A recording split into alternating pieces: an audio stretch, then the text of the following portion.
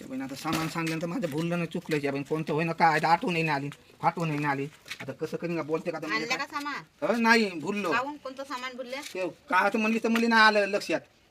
तर खावाचं कसं नाही भुलत होय ते तर बरोबर आठवण येते ना खावाचं तुम्हाला बाबा आता ते पोटाला भूक लागली ना ते आठवण नाही ना बापा कोणत्या सामानाची आठवण येतं कोणत्या सामानाची नाही येत अशी कधी पाहिलं तू बावरल्यानेच करते तुम्ही सांगतो तर आणत नाही ना